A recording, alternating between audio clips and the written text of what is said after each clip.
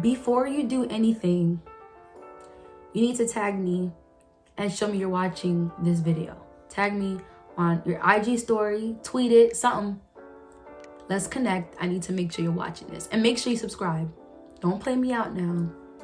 Hey YouTube, welcome back to my channel that I have not been too active on, and I know that's literally all my fault. Sometimes life just be happening. It's just been a lot for me. It's a lot of transitioning, it's a lot of preparing for 2021. I'm currently off social media again because I just wanted to be sensitive to the voice of the Lord, and I didn't want to be distracted. Primarily, I feel like, and this is no shade to any other person who is notable on social media, I just feel like we have to just withdraw and draw back sometimes, because if you're not careful, it can literally put you in this matrix of just always trying to live for people and just forgetting the voice of God. And a lot of people don't know that they literally use social media to advance themselves more than they want to be intimate with the Lord. And I feel like that is a huge issue our generation faces, and that's why I often just withdraw. I mean, Jesus did it. I have my best friend's wedding coming up. I have a lot of things I'm going to be doing that I can't say yet. I also am preparing for my internship with a great big organization that I can't announce just yet, so give me until next month. And I'm just trying to end off this semester strong. It is literally like 4:50 something. I woke up terribly late today because I did not have work this week, and I worked long hours last week, so I just been sleeping in, kinda. And so I woke up late today. I woke up like around 2:30, 3 o'clock. And when I wake up, I like to spend time with my family, ada. And I also was just procrastinating, which is why I'm starting to study at this time. It's literally dark outside and I am recording. But listen, we can still do this. We can still study. I have a final exam tomorrow. It's my psychology exam, and I need to study for my politics exam, and I want you guys to come along with me. Like, it's literally dark outside. That's my bed, y'all. That's my bed over there. That's my clothes. I'm gonna go shower. So yeah, after I get out the shower, I'm going to be using Radiant Reality, which is a business by Tyra Williams. I'm so excited to try this. So she has a body butter line. It is organic. It smells really great. Like, when I got this a long time ago, not a long time ago, but I want to say like 2 months ago, and I didn't use it because I'm just lazy like that, and I need to get over that, but that's really horrible about me. So I'm gonna try it as I go in the shower after I get out the shower today. It's whipped body butter and it's Georgia peach. It smells so great. She has great reviews. It's Black business startup. She is a first lady and she's a homemaker. She's a great woman of God. You guys should follow her and, look into her business. She sells a variety of body butters, and I'm super excited to try this out. There's so many great reviews, and I'm gonna try this out. So let me go in the shower. All right, guys, so I just came out the shower and I'm ready to go study.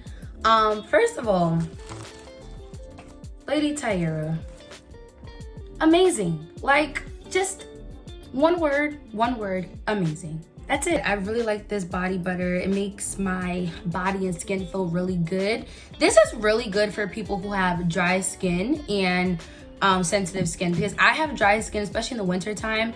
I really have as you guys can see, like, I didn't put nothing on my face yet because I wanted to try a little bit on my face, just a little bit, even though it's body butter. I don't have too much. This is like what's in my hand. I'm gonna put a little bit on my face. Oh! So my phone stand dropped as I was trying to put it on my face, but as you guys can see, my face was super dry out the shower.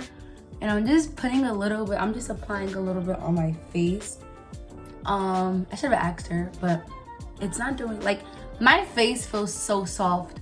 Like, you see this glow on my face? Hold up. Let me show y'all real quick, all right? Stop playing, okay? Like, this is really it. This is it.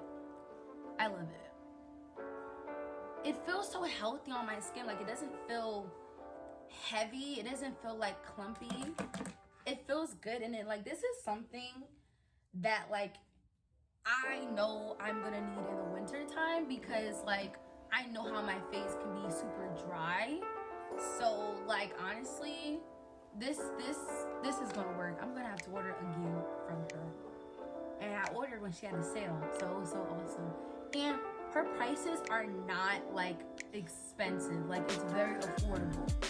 Time to go get my food and my coffee, because you don't study well if you're not chewing on something, or if you don't got coffee to wake you up.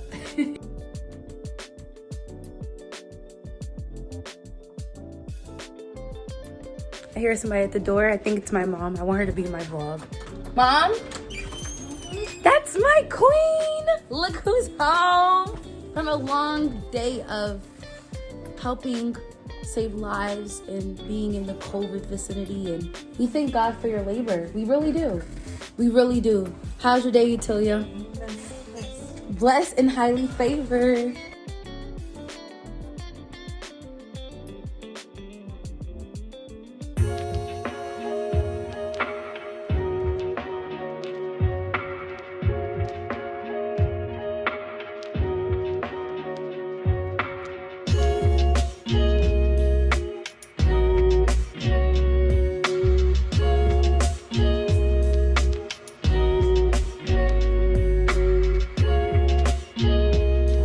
So my aunt just made some good spaghetti. Guys, thank you guys so much for watching this far in my vlog. Now it's about to go deep. We're about to go deep. We're about to be all about my business. So in my times of withdrawing on social media, I just allow God to mature me, allow myself to be submitted to Holy Spirit and just perceiving, what he has to say for my life and areas I need to grow into. I'm really learning what it means to be slow to speak and be more quicker to process and to understand what God is doing before I release it on social media, before I release it to somebody, and really understand what it means to grow in God first, in many aspects, because God is not calling me to be out here looking like a fool and I'm not whole within myself. He prioritizes our wholeness. He prioritizes our wellness. And I want people to understand that. This is why when people tell me, why not on social media? Because I don't gotta be on social media every freaking day. Like, I could just chill out. Like, I need to make sure I'm good before I make sure anybody else is good. You feel me? So I have been in a processing and a confrontational season. I feel like there's so much that's about to happen in my life in 2021, and you guys will see. And God has given me so many different instructions for 2021. Like, I'm already in July of 2021. Like, that is how prophetically, like, I be moving, like, so ahead. Like, right now, I am in July 2021. So I am preparing and plowing the way, and I have more things to do. So because my mom was a single mother ever since I was in 3rd grade, I had to, she barely at times could, financially suffice my needs. So it was just really me doing stuff on my own since I was like 15, 16 years old, working, going to school, basketball practice. Like, I just had so much on my plate and also being in relationships and entanglements with certain men, not just ex-boyfriends, like me just talking to random guys and just talking to them, like, just ridiculous. This is no shade. This is just me explaining like things I've been through and things I matured from. So me being in particular relations with guys, like, I realized I was always the let me handle it girl, or I just realized like I was always someone that was in control. And I realized like with God speaking so futuristically with me, I had to trust him, and he would tell me what he wanted, and I'll be like, okay, that's cool, but this is what I want for my life too, right? Like, it was so hard for me to trust God, especially letting go, the idea. This is something that affected me in the past, but I'm just bringing it up now because I processed and healed from it. But letting go of a fantasy of being in a relationship with somebody who I thought was the one, and this is also what kind of made me callous in my single season. That's something else God had confronted me about, was like, your motivation to be single is not healthy. It comes from a place of fear of being hurt again. It comes from a place of fear of building and that all coming down. And he just really went in, and I'm just like, okay, well, I really found myself being callous towards the idea of love, the idea of sharing my life, because, not to brag, but I'm someone who's a young girl and I can say I have it going on, respectfully, and that's all by God's grace. And I'm in a place of focus. I'm in a place of, I got a lot of things I need to do, but it became performative. I used busyness to distract me from, lack of contentment. I use busyness to distract myself from ever even thinking about a guy. Whatever he comes, he could come. Like, I really would be in my zone, working on my degree, working on my full-time business I want to launch very soon. And I had this mentality of, well, if he's the one, he's gonna come. I'm not about to look for a guy.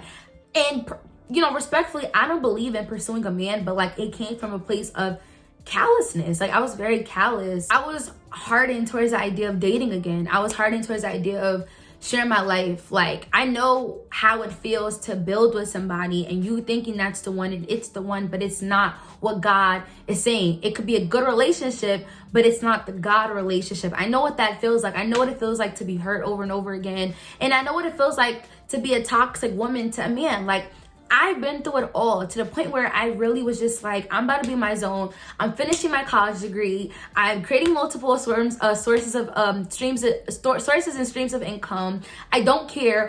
I don't care about relationship. Whatever happens, it happens. But I realized that was a very unhealthy way to view, me being in a relationship again. It was very unhealthy for me. It was very not it for me. It just wasn't it. So and I really had to surrender all that hurt, all that unprocessed trauma, and to allow God to make me healthy as a woman. I kind of shunned the idea of meeting a man or a guy that would understand me or have what it is to love me as a man, with me being a young woman that has a lot going on for herself. Like, I respectfully felt like there's no other guy that could handle me. Point blank, period. I'm saying it in a slang version because I don't know how else to eloquently articulate that. I felt as though that I cannot meet somebody that can handle all of this. I got a lot going on for myself and I need you to be on my page. So I kind of just told God, listen, I'm not rushing for a man. I'm not, because where I'm at, I'm good. But it came from a place of distrust. It came from a place of, that's also pride. Like, who's to say that I won't meet a man who has a lot more going on than I have in my life? Like, can I avail myself to a man? It's not just about me. Like, relationship is about service, sacrifice, and serving and loving someone. It's not just about what can a man bring to the table for me. It's also, Yola, are you able to be all that God has called you to be and have it going on for yourself and also serve a man? So it kind of God has helped me perceive and switch my perspective, because I had such an unhealthy perspective when it came to singleness. And God was just talking to me about so much regarding my future and things that are changing in my life. So yeah, I thank God that I'm good now, and I'm making sure that my feelings and thoughts and emotions are processed before I speak it and just or allow it to take my pour and my wellness and my wholeness and my image of God. So I'm in a much better, healthy space, and I hope that encouraged you and I hope that motivated you. The Bible is literally a series of many times that God has never failed his people. Go to the Bible, okay? If you need evidence, here's your tool. And you also have access to the word, which is Jesus. The fact that there's a lot going on is not a good, valid reason for you not to trust God. That is more of a reason for you to trust God. Allow him to stretch you, allow him to prune you, even though it doesn't feel good. It is for the better. So I hope you guys like this video. Make sure you subscribe. Make sure that you tag me in your stories to show me that you're watching my video. I'll repost to you. And I hope that this video most importantly drew you closer to the cross and Jesus Christ himself. I love you guys so much. To the future, can't wait to build and to show you guys what is to come to glorify the name of Jesus.